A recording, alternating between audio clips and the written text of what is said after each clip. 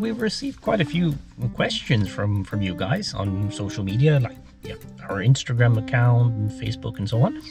So now we're actually on our way to our coffee place, and I thought that while we're on our way here, we might answer some of those questions that you've sent to us. Okay, we've got some questions in here.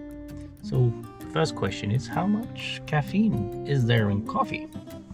Well, on average, there's around 95 milligrams of caffeine in a cup of coffee. And in fact, due to the brewing methods, there is actually no more coffee in a strong espresso than in a filter coffee, a larger cup of filter coffee. Each of these two cups would have the same amount of caffeine in them. Do light roasted and dark roasted have different levels of caffeine? Some people might have heard it being said that light roasted coffee actually has more caffeine than dark roast. In fact, that is not quite true. The caffeine level is about the same in both light and dark roast.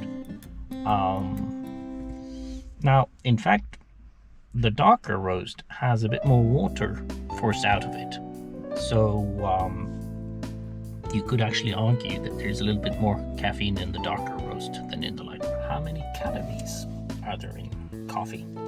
Some might ask. And actually, black coffee has 0 calories.